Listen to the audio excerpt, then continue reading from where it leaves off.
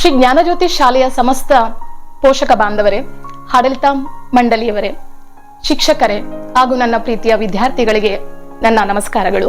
ನನ್ನ ಹೆಸರು ಭವ್ಯ.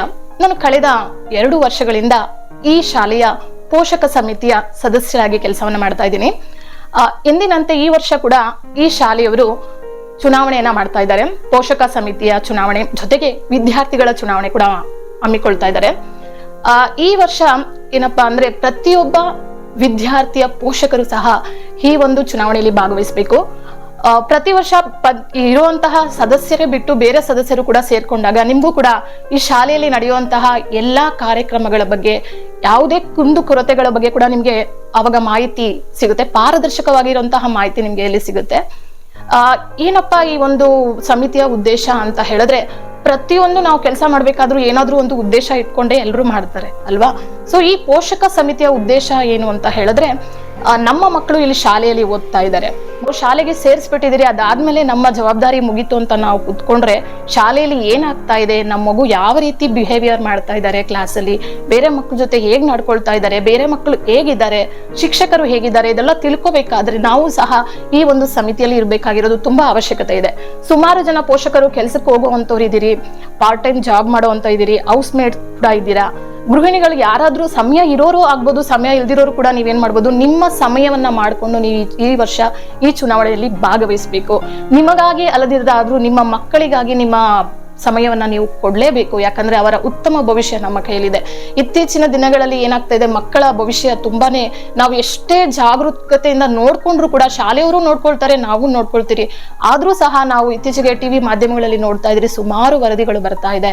ಅದರಿಂದ ನಾವೇನ್ ಮಾಡ್ಬೇಕಪ್ಪ ಅಂದ್ರೆ, ಇಂತಹ ಸಮಿತಿಯಲ್ಲಿ ನಾವು ಕೂಡ ಇದ್ದು ನಿಮಗೆ ಕೆಲಸದ ಟೈಮಲ್ಲಿ ನಿಮ್ಗೆ ಬರಕ್ ಆಗಿಲ್ಲ ಅಂದ್ರೆ ಒಂದು ಹಾಫ್ ಡೇ ಲೀವ್ ತಗೊಂಡು ಬರ್ಬೋದಲ್ವಾ. ನೀವು ಬೇರೆ ಫಂಕ್ಷನ್ಗಳಿಗೆ ಎಲ್ಲದಕ್ಕೂ ರಜಾ ತಗೊಳ್ತೀರಾ, ಇಂಥ ಟೈಮಲ್ಲಿ ಒಂದು ಹಾಫ್ ಡೇ ಪರ್ಮಿಷನ್ ತಗೊಂಡು ಬಂದು ನೀವು ಈ ಸಮಿತಿಯಲ್ಲಿ ನೀವು ಸೇರ್ಕೊಳ್ಬೇಕು. ಆಗ ನಿಮಗೆ ಪಾರದರ್ಶಕವಾದಂತಹ ಮಾಹಿತಿ ಸಿಕ್ಕೇ ಸಿಗುತ್ತೆ. ಯಾಕಂದ್ರೆ ನಾನು ಕೂಡ ಸುಮಾರು 2 ವರ್ಷಗಳಿಂದ ಇಲ್ಲಿ ಇದ್ದೀನಿ. ಕೆಲ್ಸಕ್ಕೆ ಹೋಗ್ಕೊಂಡು 1 ವರ್ಷ ಇದ್ದೀನಿ, ನಂತರ ಕೆಲಸ ಬಿಟ್ಟ ನಂತರ ಕೂಡ ಇದ್ದೀನಿ. ಆದ್ರೂ ಕೂಡ ನಮ್ಗೆ ಇಲ್ಲಿ ಸರಿಯಾದ ಮಾಹಿತಿ ಕೂಡ ಸರಿಯಾಗಿ ಸಿಗ್ತಾ ಇದೆ. ನೀವು ಕೂಡ ಭಾಗವಹಿಸಿದಾಗ ಮಾತ್ರ ನಿಮ್ಗೆ ಗೊತ್ತಾಗತ್ತೆ. ಏನು ಸುಮ್ನೆ ಒಂದು ಎಲೆಕ್ಷನ್ ಅಂತ ಮಾಡ್ತಾರೆ, ಒಂದ್ ಸ್ವಲ್ಪ ಜನ ಇರ್ತಾರೆ, ಬರ್ತಾರೆ, ಫಂಕ್ಷನ್ಗಳಲ್ಲಿ ಮಾತಾಡ್ತಾರೆ ಅಂತ ಇಲ್ಲ. ಅದ್ರ ಜೊತೆಗೆ ನಾವು ತಿಂಗಳಿಗೆ ಆಗ್ಲಿಲ್ಲ ಅಂದ್ರು ಅಟ್ಲೀಸ್ಟ್ ಒಂದು 3 ತಿಂಗಳಿಗೊಂದ್ಸಲ ಆಗಿ ಬಂದು ಶಾಲೆಯಲ್ಲಿ ಹೇಗ್ ನಡೀತಾ ಇದೆ ಎಲ್ಲ ವಿಚಾರಗಳನ್ನ ನಾವು ತಿಳ್ಕೊಂತೀರಿ.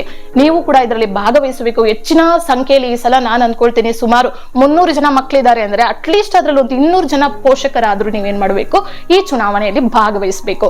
ಪದೇ ಪದೇ ಏನಾಗ್ತಿದೆ ಅಂದ್ರೆ, ವರ್ಷ ಇಲ್ಲಿ ಒಂದು 10 ಜನ 20 ಜನ ನಾಮಿನೇಟ್ ಮಾಡುವಂಥದ್ದು ತುಂಬಾನೇ ಏನಾಗುತ್ತೆ, ಅವಾಗ ಮಕ್ಕಳಿಗೂ ಕೂಡ ಏನಾಗುತ್ತೆ, ನಮ್ಮ ಪೋಷಕರೇ ಮಾಡ್ತಾ ಇಲ್ಲ, ನಾವ್ಯಾಕೆ ಮಾಡ್ಬೇಕು ಅನ್ನೋದು ಕೂಡ ಆಲೋಚನೆಗಳು ಬರುತ್ತೆ. ಮಕ್ಕಳ ಚುನಾವಣೆ ಕೂಡ ನಡೀತಾ ಇದೆ, ನಿಮ್ಗೆಲ್ಲ ಗೊತ್ತಿದೆ. ನೀವು ಮಕ್ಕಳಿಗೆ ಪ್ರೇರೇಪಿಸ್ತೀರಾ, ನೀನ್ ಈ ಸಲ ನಿಂತ್ಕೊಂಡು ನೀನು ವಿನ್ ಆಗ್ಬೇಕು, ಸ್ಕೂಲ್ ಕ್ಯಾಪ್ಟನ್ ಆಗ್ಬೇಕು ಅಂತ. ಅದೇ ರೀತಿ ನೀವು ಯಾವ ಪೇರೆಂಟ್ ಮಾಡ್ತಾ ಇದ್ದೀರಾ, ನೀವು ಕೂಡ ಜಾಯಿನ್ ಆಗ್ಬೇಕಲ್ವಾ, ನೀವು ಸೇರ್ಬೇಕಲ್ವಾ. ವಿನ್ ಆಗೋದು ಸೆಕೆಂಡರಿ, ಫಸ್ಟ್ ನೀವು ಬಂದು ಪಾಲ್ಗೊಳ್ಳಿ. ಆಗ ನಮ್ ತಂದೆ ಕೂಡ ಅಪ್ಲೈ ಮಾಡಿದ್ದಾರೆ, ನಮ್ ತಾಯಿ ಅಪ್ಲೈ ಮಾಡಿದ್ದಾರೆ ಅಂತ ಮಕ್ಕಳು ಕೂಡ ಏನ್ ಮಾಡ್ತಾರೆ, ಭಾಗವಹಿಸೋದಕ್ಕೆ ಮುಂದೆ ಬರ್ತಾರೆ. ಸೊ ಈ ವರ್ಷ ನಾನು ಅನ್ಕೊಂಡಿದ್ದೀನಿ, ಎಲ್ಲಾ ಪೋಷಕರು ಸಹ ನೀವು ಖಂಡಿತ ಇದರಲ್ಲಿ ನೀವೇನ್ ಮಾಡ್ಬೇಕು, ನಿಮ್ಮ ಹೆಸರನ್ನ ನೋಂದಾಯಿಸ್ಕೊಳ್ಬೇಕು, ಸಿಕ್ಕಿರುವಂತ ಅವಕಾಶನ ನೀವು ಉಪಯೋಗಿಸ್ಕೊಳ್ಬೇಕು. ಅಷ್ಟೇ ಅಲ್ಲದಿರಾ ನಿಮ್ಮ ಮಕ್ಕಳ ಭವಿಷ್ಯ ನಿಮ್ಮ ಕೈಯಲ್ಲೂ ಸಹ ಇದೆ, ಶಾಲೆಯ ವತಿಯಲ್ಲೂ ಕೂಡ ಇದೆ. ಇಲ್ಲಿ 3 ಘೋಷಣೆಯನ್ನು ಕೂಡ ನೀವು ಇಲ್ಲಿ ನೋಡ್ತಾ ಇರ್ಬೋದು. ರೈಸ್ ಯುವರ್ ವಾಯ್ಸ್ ಅಂತ ಇದೆ, ರೈಸ್ ಯುವರ್ ಸ್ಕೂಲ್ ಅಂತ ಇದೆ, ರೈಸ್ ಯುವರ್ ಚೈಲ್ಡ್ ಅಂತ ಇದೆ. ಈ 3 ಕೂಡ ನಮಗೆ ತುಂಬಾ ಮುಖ್ಯವಾಗಿರುತ್ತೆ. ನಿಮ್ಮ ಧ್ವನಿಯನ್ನ ನೀವು ಇಲ್ಲಿ ಎತ್ತಬಹುದು. ಇದು ನಿಮ್ಮ ಮಕ್ಕಳು ಓದ್ತಾರೋ ಶಾಲೆ ಅಂದ್ಮೇಲೆ ಈ ಶಾಲೆಯನ್ನ ದೊಡ್ಡದಾಗಿ ಮಾಡುವಂತಹ ಜವಾಬ್ದಾರಿ ಕೂಡ ನಮ್ಮದಾಗಿರುತ್ತೆ. ಯಾಕಂದ್ರೆ ಶಾಲೆ ಕೂಡ ಒಂದು ಸಾರ್ವಜನಿಕರ ಆಸ್ತಿ. ನಾವೆಲ್ಲ ಸಾರ್ವಜನಿಕರಾಗಿ ನಾವು ಕೂಡ ಶಾಲೆಯನ್ನು ಕೂಡ ಉತ್ತಮ ಮಟ್ಟಕ್ಕೆ ತಗೊಳ್ಳೋಬೇಕಾದ್ರೆ ನೀವು ಇದರಲ್ಲಿ ಭಾಗವಹಿಸಬೇಕಾಗಿರುತ್ತೆ.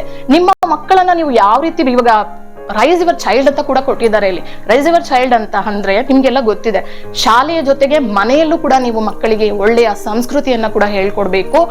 ಈಗಾಗಲೇ ನಾನು ನಿಮ್ಗೆ ಈ ಸಮಿತಿಯ ಉದ್ದೇಶಗಳ ಬಗ್ಗೆ ಕೂಡ ಹೇಳಿದ್ದೆ. ಜೊತೆಗೆ ಪಾರದರ್ಶಕತೆ ಅನ್ನೋ ಒಂದು ಪದವನ್ನ ಕೂಡ ನಾನು ಇಲ್ಲಿ ಬಳಸ್ಕೊಂಡಿದ್ದೆ. ಪಾರದರ್ಶಕತೆ ಅನ್ನೋದಕ್ಕೆ ನಿಮ್ಗೆಲ್ಲ ಒಂದು ಉದಾಹರಣೆ ಕೊಡ್ತೀನಿ. ಈ ಸಮಿತಿ ಬಗ್ಗೆ ಸುಮಾರು ಜನರಿಗೆ ಕೆಲವೊಂದು ಏನ್ ಹೇಳ್ತೀನಿ, ಡೌಟ್ಸ್ಗಳಿರುತ್ತೆ. ಅದಕ್ಕಾಗಿ ನಾನು ನಿಮ್ಗೆಲ್ಲ ಒಂದು ಉದಾಹರಣೆ ಹೇಳೋದಕ್ಕೆ ಇಷ್ಟಪಡ್ತೀನಿ.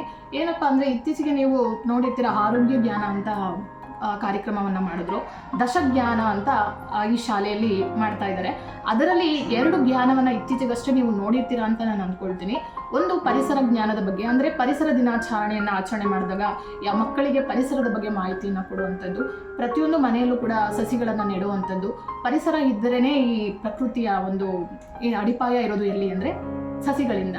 ಪ್ರತಿಯೊಂದು ಮನೆಯಲ್ಲೂ ಸಸಿಯನ್ನು ನೆಡಬೇಕು ಅನ್ನೋ ಒಂದು ಇದರಿಂದ ಉದ್ದೇಶದಿಂದ ಏನು ಮಾಡಿದ್ದಾರೆ, ಶಾಲೆಯ ವತಿಯಿಂದ ಪ್ರತಿಯೊಂದು ಮಗುಗೂ ಕೂಡ ಒಂದೊಂದು ಸಸಿಯನ್ನು ಕೊಟ್ಟಿದ್ದಾರೆ. ಅದನ್ನೆಲ್ಲ ನೀವು ನೋಡಿರ್ತೀರ, ವಿಡಿಯೋ ಮಾಡಿ ಹಾಕಿರ್ತಾರೆ.